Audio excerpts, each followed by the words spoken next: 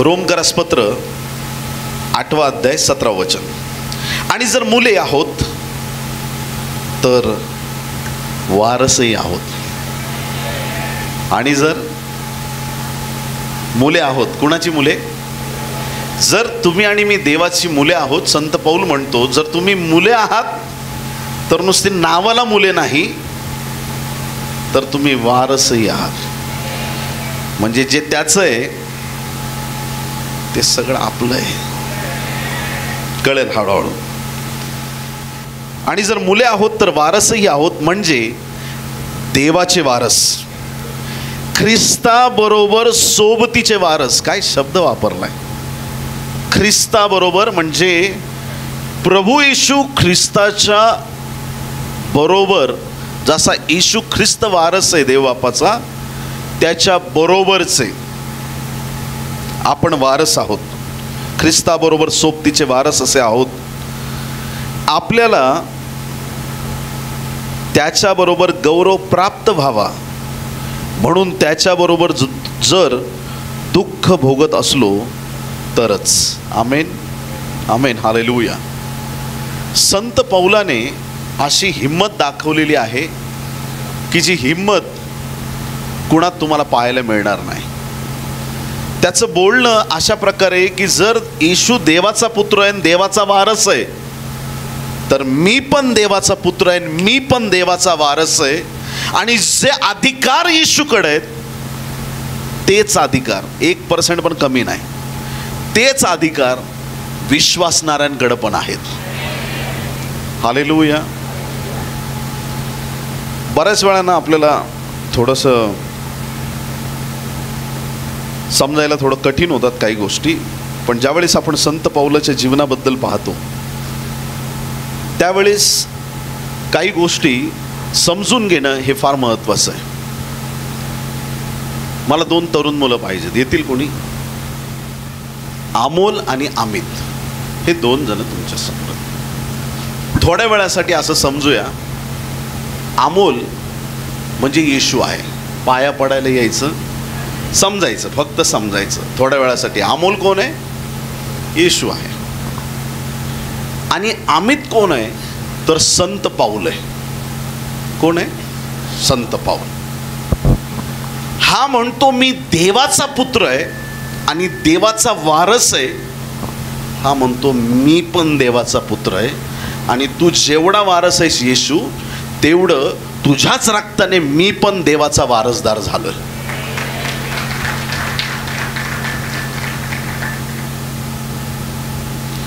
येशूचा जन्म बेथलेहेमात झाला. 961 मैल दूर असलेल्या तार्शिश या ठिकाणी. नाव ऐकल्यासारखं वाटतंय का? कोण गेलं तिकडे? चाललं होतं योना, चालला होता. उत्तर पाहिजे तर बोलायचं. हे फार महत्वाचं आहे. बेथलेहेमात येशू ख्रिस्ताचा जन्म झाला, देवाच्या पुत्राचा. आणि त्याच्या जन्मस्थळापासून बेथलेहेमापासून 961 मैल दुरीवरती असलेल्या तार्शिसमध्ये एका मुलाचा जन्म झाला. ख्रिस्ताच्या जन्माच्या नंतर 4 वर्ष ते 6 वर्ष एवढ्या कालावधीनंतर शाऊलाचा जन्म झाला. कुणाचा जन्म झाला? शाऊलाचा जन्म झाला. शाऊल बन्यामीन वंशजातला होता, येशू ख्रिस्त यहुदा वंशातला होता. दोघांपैकी मोठं कोण आहे वयाने? येशू ख्रिस्त हा देवाचा शब्द आहे.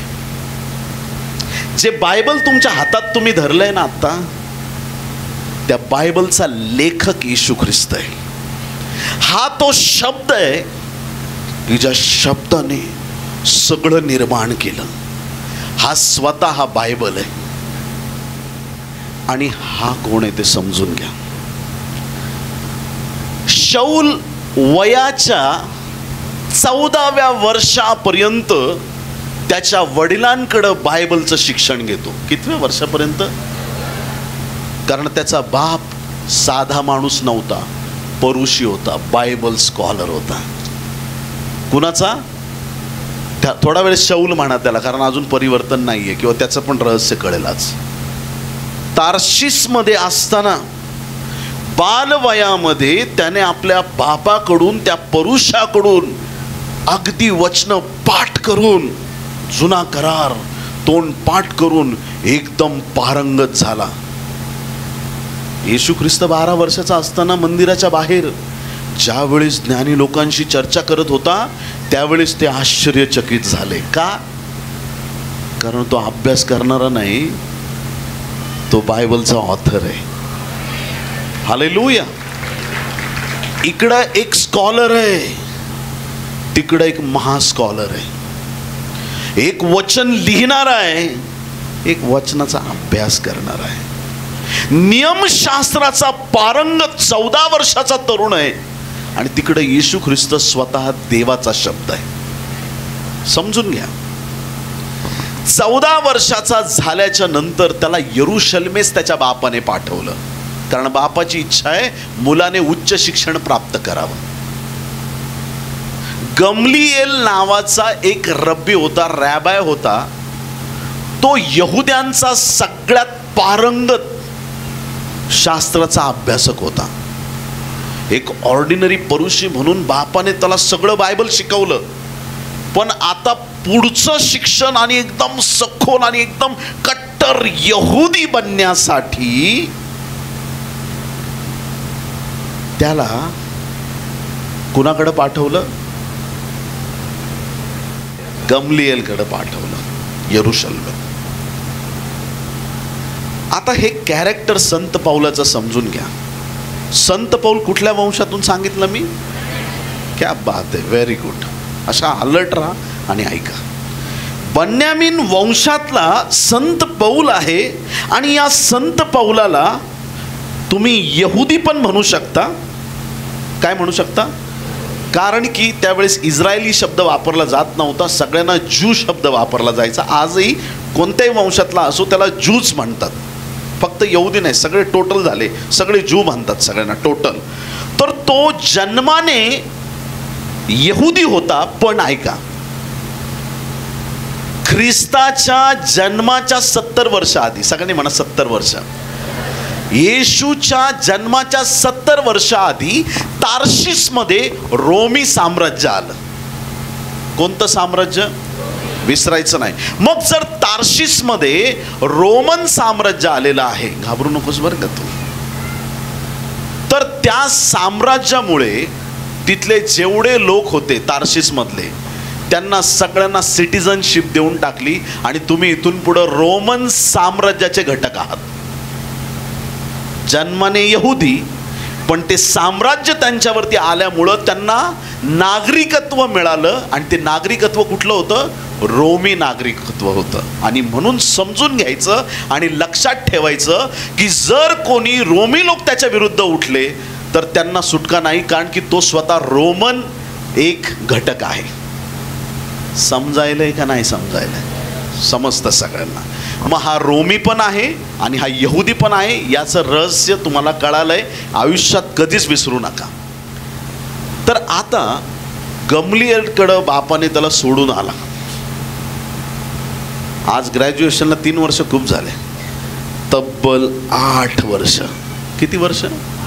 8 वर्ष गमलीएल एवढ्या मोठ्या शास्त्र पारंगत, इस्रायलमध्ये कोणीच एवढा शास्त्रात पारंगत नव्हता, त्याच्या हाताखाली ह्याला ठेवण्यात आलं. बापाकडून 14 वर्ष आणि गमलीएलकडून 8 वर्ष. किती झाले? 14 आणि 8 22 वर्ष बायबलचा अभ्यास करणारा. काय साधं नॉलेज असेल का? काय आवेश होता त्याचा. शिक्षण पूर्ण केलं आणि परत गावाकडे गेला. कोणतं गाव त्याचं? ए बात आहे, क्या बात, व्हेरी गुड. तार्शिसला गेल्यानंतर काही वर्षात त्याला यरूशलेमेवरून निरोप आला. सनेद्रीन, सगळ्यांनी म्हणा सनेद्रीन. सनेद्रीन काय आहे? तुम्ही असं मला विचारा, काय आहे पास्टर? तर त्या काळामध्ये सगळं यहुद्यांचा लॉ चालवणारे असे ते पंच लोक त्याच्यामध्ये असायचे, सनेद्रीनमध्ये. त्याच्यावरती मेंबर म्हणून, बोर्ड मेंबर म्हणून एकाची नियुक्ती करायची ठरली. आणि जो शास्त्रात पारंगत आहे त्याला आपण नियुक्ती करू. आणि तो कोण असणार आहे? तर तो शौल असणार आहे. बोलवून घ्या त्याला आणि त्याला सनेद्रीनमध्ये त्याला आपला घटक करा, कारण त्याच्या एवढं बायबलचं नॉलेज, नियमांचं नॉलेज कोणाला नाही. समजतं ना त्याला? किती विस्डम असेल बायबलचं, काय वचन पाठ असतील, काय नियम पाठ असतील, काय ज्ञान त्याच्याकडे असेल, काय सामर्थ्य त्याच्याकडे असेल, त्या वचनाचं नॉलेज त्याच्याकडे एवढा परिपूर्ण. बायबलमध्ये एकदम खतरनाक, एकदम हुशार, ज्ञानी, अभ्यासू, सामर्थ्यवान असा सेवक देवाचा आहे, ज्याला सगळे सेल्यूट मारतात. याच्यासारखं हुशार कोणी नाही. त्याच्यावर जबाबदारी. आता तो सनेद्रीनचा घटक झालेला आहे. आता ज्यावेळेस तो घटक झाला त्यावेळेस येशू ख्रिस्त क्रूसावरती गेला, पुनरुत्थान झालं आणि स्वर्गाला गेला होता. त्यावेळेस हा सनेद्रीनमध्ये तो घटक झाला आणि तो यरूशलेमेत आला. आणि ज्यावेळेस तो आला त्यावेळेस त्याला हे दिसायला पाहिजे की सगळे लोक धार्मिक ते चाललेत का, यहोवाच्या नावाने प्रार्थना करतायत का, सगळे नीट बायबल पाळतायत का, सगळ्या गोष्टी नीट आहेत का. कारण त्याच्यावर जबाबदारी आहे. मला बायबल माहिती आहे, मी सगळ्यांना नीट बायबल शिकवणार.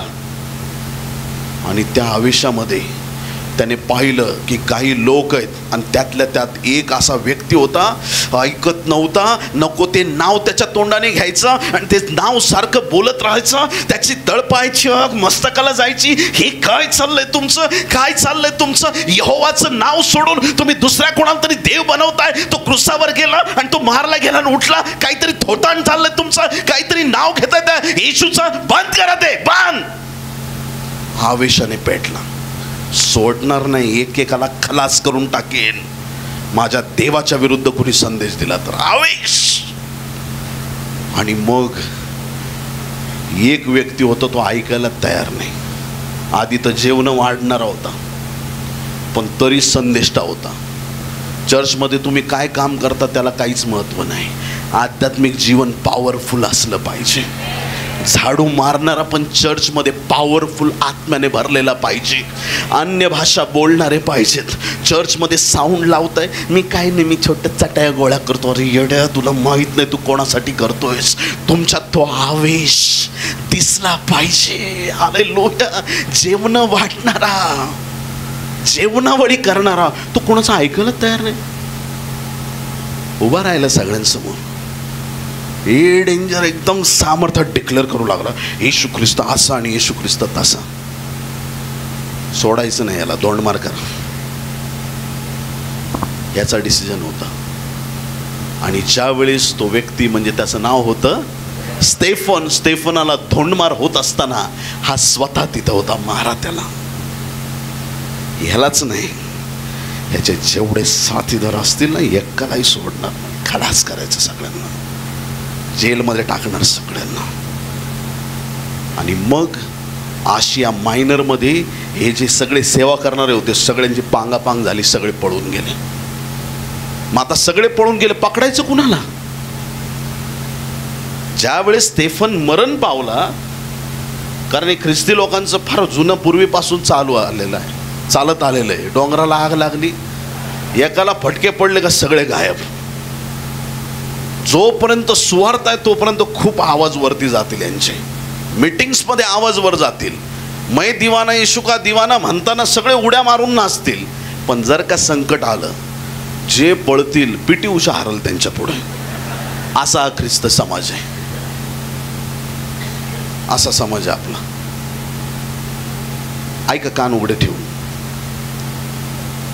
मग त्याने सगळ्या सनेद्रीनच्या लोकांची मीटिंग घेतली आणि सगळे जेवढे वरिष्ठ त्याच्यासारख्या दर्जाचे लोक होते एकत्र केलं आणि फरमान काढलं, जिथं जिथं येशूचं नाव घेतील सगळ्यांना जेलमध्ये टाकायचं, त्यांना फटके द्यायचे. काम चालूच केलं होतं त्याचं त्यांनी फरमान काढलं. आणि ते फरमान घेऊन तो आता निघालाय लोकांचा छळ करण्यासाठी.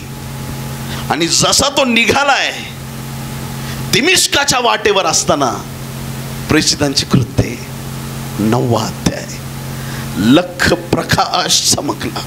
आणि तो लख प्रकाश तुमच्या आणि माझ्या देवाचा प्रकाश आहे. तो लख प्रकाश आमच्या यहोवाचा प्रकाश आहे, तो आमच्या प्रभू येशू ख्रिस्ताचा प्रकाश आहे, तो पवित्र आत्म्याचा प्रकाश आहे.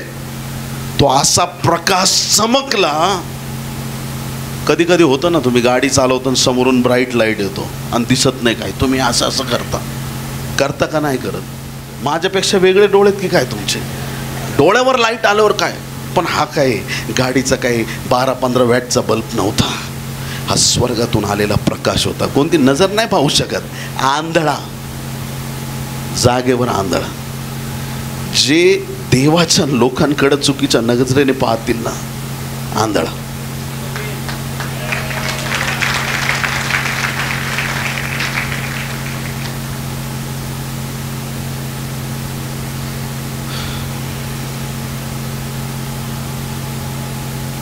शाऊला, शाऊला, तू माझा छळ का करतोस? तुझा छळ करायला तू कोण आहेस आणि मी कोण आहे? तू आकाशातून बोलतोस आणि माझा आवाज तर इथंच आहे. कोण आहेस तू?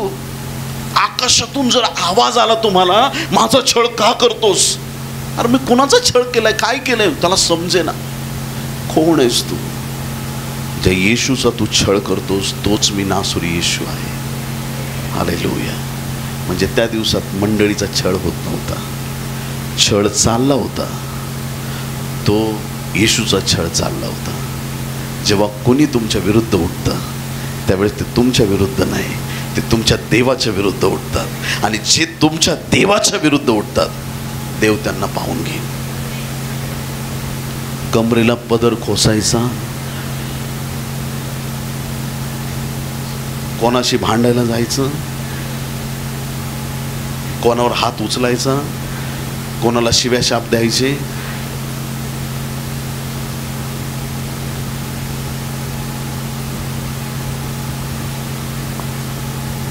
तो बघून घेणार आहे. मला टेन्शन नाही.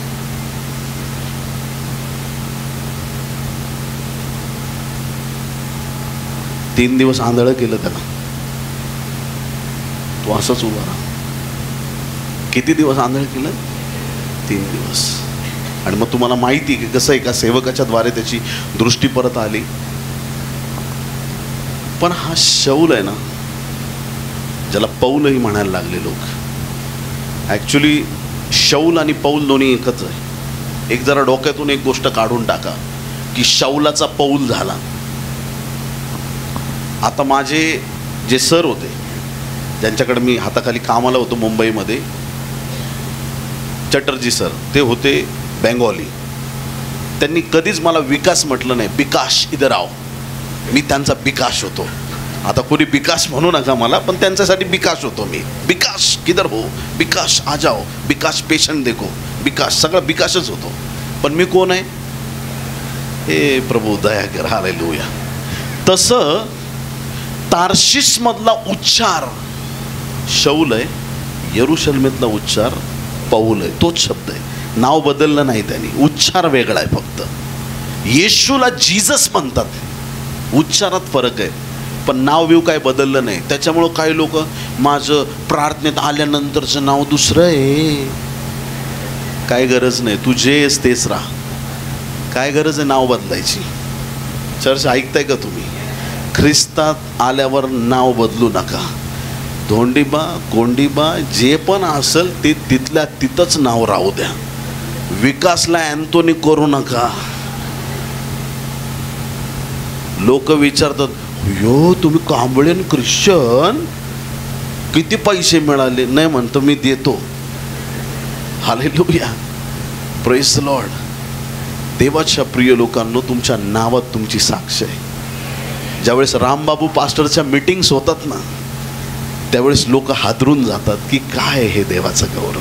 Hallelujah, praise the lord. ज्यावेळेस मीटिंग्स असतात आणि मीटिंग्सच्या पोस्टरवर नगरचं नाव येतं ना, पास्टर सादिक, आम्हाला एक अभिमान वाटतो, आहे की नाही? Praise the Lord. आम्हाला अभिमान वाटतो की आमचे भाऊ लोक कोण कोण आहेत. येशू जात धर्म बदलतच नाही प्रियांनो, तो विचार बदलणार आणि आत्म्याचं परिवर्तन करणार आहे. हालेलुया. जे आहेत ना तेच राहा, जे नाव आहेत तेच राहू द्या, फक्त हा उच्चार बदलला. हे देवाचं सामर्थ्य. आता सांगण्याचं तात्पर्य हे की येशू ख्रिस्ताला किती शिष्य होते? 12 शिष्य होते. पण 12 पैकी एकाने आत्महत्या केली. काय नाव त्याचं? यहुदा. किती झाले? 11. त्या 12व्या शिष्याची जागा चिठ्ठ्या टाकून मत्तियाने घेतली. पण मत्तियाच्या सेवेबद्दल मी काहीच वाचलं नाही. नवीन करारात चिठ्ठ्या चपाट्या चालत नाही. चिठ्ठ्या लिहू नका. काय म्हणतील मग डायरेक्ट कॉल करू का? काय करू नका. हालेलुया. हा नवीन करार आहे. इथं लॉटरी सिस्टीम नाही. जुन्या करारात चालायचं, देवा तुझी इच्छा असली तर ह्याची चिठ्ठी निघू दे, त्याची चिठ्ठी निघू. आणि काही 150 घरी लॉटरीचे तिकीट आणतात. आणि प्रभू ह्याच्यातली कोणती निघल? पवित्र आत्म्या मला दाखव. तुझ्यासारखा लफंगा कोणीच नाही जगामध्ये. हालेलुया. ती लॉटरी सिस्टीम बंद आहे आता. हालेलुया. Praise the Lord. आता नवीन करारात हा आशीर्वाद आहे, तू हात घालशील त्या कामात तुला यशप्राप्ती घडेल. हालेलुया. आम्ही लकी नाही, आम्ही आशीर्वादित आहोत. पास्टर काळे कपडे घातले ना मला खूप दडपण येतं, आणि डोक्यावर काळे केस घेऊन फिरतो, त्याचं काय? तुझं करू का पूर्ण मुंडन? मग तुझे सगळे कामं चांगले होतील. वेडेपण आहे. हे टी शर्ट घातल्यावर असं होतं, तसे कपडे घातल्यावर तसं होतं, आणि ते अमावस्या पौर्णिमेवाल्याचं तर भलतंच असतं त्यांचं. बाहेर आहे त्याच्यातून. आम्हाला लक, आम्हाला अमावस्याचा दिवस पण सारखा आणि पौर्णिमेचा पण सारखा. हालेलुया. आणि आपण संडे टू संडे ख्रिश्चन नाही. किती लोक आमेन म्हणणार आहेत? हालेलुया. येशू ख्रिस्ताच्या जन्माच्या वेळेसच त्याच्या आधीच देवाला माहीत होतं की ते काम येशूचं पुढं कोण घेऊन जाणार आहे. इकडं परमेश्वर येशूला त्याच्या शिष्यांना प्रिपेअर करतोय सगळ्या गोष्टींसाठी. पण तार्शिसमध्ये एक लहानसा मोठा मुलगा होत होता, त्याला देवशास्त्र पारंगत करत चाललेला. कळतंय तुम्हाला? परमेश्वर गोष्टींना जुळवून आणणारा देव आहे, अगदी यथायोग्य रीतीनं. ज्यावेळेस ना तो अब्राम मुलाला अर्पण करायसाठी घेऊन गेला. समजा हा माउंट, तो होरेब डोंगर आहे.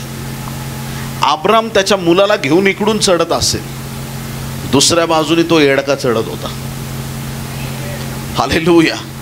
कारण देवाला ऑलरेडी माहित आहे मी पुढं काय करणार आहे. याला सांगितलंय पण मी घेणार नाही. म्हणजे घेणार आहेत देव तिथं ऑलरेडी प्रिपेअर करत होता. त्या 12व्या शिष्याची जागा मत्तियाची नव्हती, ती जागा संत पाऊलाची होती. प्रियांनो, हालेलुया. ती जागा संत पाऊलाची होती. देवाने त्याला प्रिपेअर केलं. जो शास्त्रात पारंगत होता, त्याला त्या वचनांचा उलगडा झाला. त्याला कळालं की माझ्या अभ्यासापेक्षा पवित्र आत्म्याचं सामर्थ्य मोठं आहे. आणि त्या पवित्र आत्म्याच्या सामर्थ्याद्वारे त्याला प्रकट झालं काय त्याची डेअरिंग आणि काय त्याचे शब्द. जर तू देवाचा वारस आहेस येशू, तर तुझ्याद्वारे मी पण देवाचा वारस आहे. हालेलुया. आणि जर देवाचा वारस आहे तर देवाचं महान गौरव होणार. प्रियांनो, धन्यवाद धन्यवाद धन्यवाद ईश. पवित्र पवित्र पवित्र परमपवित्र थोर सनातन आमच्या जिवंत देवा, आकाश आणि पृथ्वी सर्व काही उत्पन्न करणारे आमच्या स्वर्गीय बापा, आज प्रभू तू आमच्याशी बोललायस, आमच्या हृदयाची पकड घेतलीस. प्रभू तुझ्याकडे आम्ही अंतःकरणाच्या तळागाळापासून प्रभू प्रार्थना करतो. तुझी दया, तुझी कृपा आमच्या जीवनावरती तू कर. आणि प्रभू जसं शौलाचं परिवर्तन केलंस तसं अनेकांचं परिवर्तन या दिवसात होताना दिसू दे. आमच्या प्रार्थना तुझ्या पुढे सादर होऊ दे. तेव्हाही विरोधात्मक गोष्टी होत्या आणि आजही आहेत प्रभू. आजही त्याच चमत्कारांची आम्हाला गरज आहे. तुझ्याकडं तुझ्या भांडारात अगणित चमत्कार ठेवलेस प्रभू. ते ओतले जाऊ देत प्रभू आमच्या राज्यावर. या दिवसांमध्ये प्रभू तुझं अलौकिक सामर्थ्य प्रकट कर. तुझ्या सेवकांच्या मनातलं सगळं दडपण दूर कर. प्रार्थना जीवनात तुझ्या लेकरांना मजबूत आणि प्रबळ कर माझ्या देवा. तुझ्या दिव्यदूतांनी प्रत्येक सेवकांना घेरलं जाऊ देत प्रभू. सैतानाने त्यांचा कुठे अटकाव करू नये अशी दया आणि कृपा कर. आज आम्ही सगळे एक मनाने प्रार्थना करतो देवा. प्रभू हे बायबल कॉलेजचं काम लवकर पूर्ण व्हावं अशी दया कर. आमची सगळी गरज स्वर्गातून पूर्ण व्हावी प्रभू अशी दया कर प्रभू. देणाऱ्यांचे हात पुढे येऊ देत. मार्ग मोकळे केले जाऊ देत प्रभू अशी कृपा कर देवा. डायनॅमिक प्रभू men and women of God प्रभू इथून तयार होतील. जगाची उलथापालथ करणारे लोक या बायबल कॉलेजमधून तयार होतील असं कर प्रभू. असे पाळक वर्ग तयार होतील, असे प्रॉफिट तयार होतील, असे अपोस्टल तयार होतील, असे बिशप तयार होतील, असे आराधक तयार होतील, असे प्रभू हिलिंग डिलिव्हरन्स करणारे तुझे दासदासी तयार होतील. आत्म्याने भरलेले लोक इथं तयार होतील. इव्हँजलिस्ट तयार होतील असं तू कर देवा. ब्लेस कर ही भूमी. आशीर्वादित कर. आज या क्षणानंतर इथलं काम थांबूच देऊ नकोस प्रभू. अशा गरजा पूर्ण कर. स्वर्गातून तुझा गौरव होऊ दे प्रभू. या सगळ्या सभांच्या यशस्वी होण्यामागे प्रभू ज्यांनी ज्यांनी कठीण असे परिश्रम केलेत प्रभू. डोंगरगणमधील प्रभू आमचा सगळा शिरसाट परिवार, चांदणे परिवार, आमचे प्रियजन, आमचे पास्टर्स, सगळ्यांना तुझ्या पवित्र हाती घे. लेकरांनी प्रभू रात्र जागून फार मेहनत केली प्रभू हा कार्यक्रम यशस्वी होण्यासाठी. कुठं त्यांचं एक शब्दाने आम्ही नाव सुद्धा उच्चारलं नाही, कारण आमचा पिता आम्हाला माहीत आहे की ज्या वेळेस आम्ही त्या गोष्टी गुप्त ठेवतो, आमचा स्वर्गीय पिता गुप्तदर्शी देव प्रभू आमच्या या सगळ्या लेकरांना स्वर्गातून आशीर्वादित करणार आहे प्रभू. त्यांच्या जीवनात, त्यांच्या जीवनावरती प्रभू महान आणि अद्भुत आशीर्वाद येत आहेत. तुला आम्ही धन्यवाद देतो. आज प्रभू या ठिकाणी आलेल्या प्रत्येकाला तुझ्या स्वर्गीय सामर्थ्याची स्फूर्ती दिलीस प्रभू. आणि भीतीचा नाही प्रभू, पण तू आम्हाला सामर्थ्याचा आत्मा दिलायस. त्या सामर्थ्यवान आत्म्यात प्रत्येकाला तू चालव. तुझा अद्भुत आणि महान गौरव होऊ दे. पिता तुला धन्यवाद देतो. आज आमची प्रार्थना धुपाप्रमाणे तुझ समोर सादर झाली. लवकरच आम्ही या ठिकाणी परत भेटू आणि चर्चचं काम प्रभू, बायबल कॉलेजचं काम पूर्ण झालेलं आम्ही पाहणार आहोत प्रभू. तुला धन्यवाद देतो. आज आमची प्रार्थना तुझ पुढे सादर झाली. मनापासून तुझे उपकार मानतो. सगळ्यांचे इथे येण्याच्या प्रभू मार्ग तू मोकळे केलेस, आशीर्वादित केलेस. सर्वांना परतीचे प्रवास आशीर्वादित कर. सुरक्षित इच्छित स्थळी प्रत्येकाला घेऊन जा. विशेष आम्ही प्रार्थना करतो आजचं सायंकाळचं भोजन आशीर्वादित कर. स्वर्गीय रुची त्यामध्ये दे. पूर्ण उरणारे आशीर्वाद दे. दैवी कृपा अनुग्रह कर प्रभू. पित्या तुला आम्ही धन्यवाद देतो. आज आमची प्रार्थना धुपाप्रमाणे तुझ समोर सादर झाली. मनापासून उपकार मानतो तुझ्या चांगुलपणाबद्दल. हा वेळ समय तुझ्या हाती घे.